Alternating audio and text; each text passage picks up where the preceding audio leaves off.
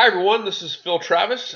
Week 4 here in modern Russia, History 448 here at EOU. This week we are reading from Service chapters 9 and 11. We have another short 10-question quiz from the reading from chapter 9 and 11. I have, of course, posted the usual week's recorded lecture. It's relatively short, like the other ones have been, and I think it will really highlight some of the big points pertaining to Joseph Stalin's consolidation of power in Russia. So I know some of this reading can be pretty weighty and complex, but I really think this week's reading will help to crystallize some of the big kind of themes and events, the things that are going on in Stalin's rise and consolidation of power. So make sure you watch that presentation. We're reading again chapter 9 and 11 from Service. We have our quiz. Don't forget to take the quiz, chapter 9 and 11. Also, week 5, next week, next week, we are going to have our paper proposal due. So as you saw last week in Canvas, and as you see this week in Canvas, there's various guides. There's possible topics that you can select for the paper. You don't have to choose one of those. They're just suggestions. There's a kind of a skeletal structure for kind of what I expect on a good paper proposal. There's also an outline that describes what I want on these papers. The paper's not due till the beginning of week 11, but I want a proposal in place and turned in by the end of next week, week 5. On the paper proposal, I expect to see a tentative thesis statement, a paragraph about why the paper is significant.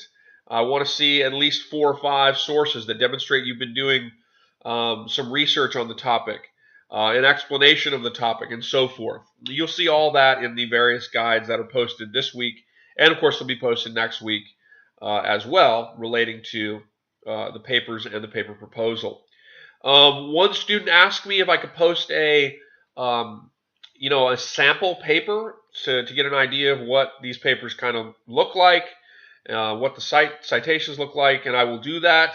I'm still trying to decide which paper I want to put in there, but I'll put in an example paper for you from another class. So I'll put that in there, and hopefully that can help you guys out a little bit.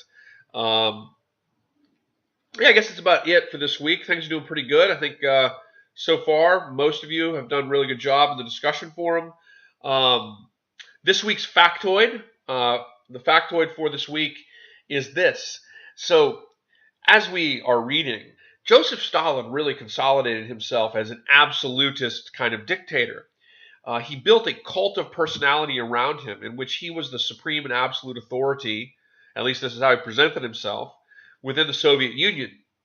As a result of this, Joseph Stalin, and also because of his personality, Joseph Stalin became rather paranoid about challenges to his leadership.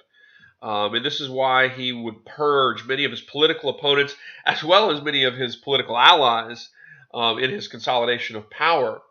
Well, interestingly, Joseph Stalin's suspicions did not stop with like the military high command or various political opponents. His concerns over people challenging his authority went right on up to his own little cabinet of advisors. He was very paranoid that people were seeking and plotting to overthrow him.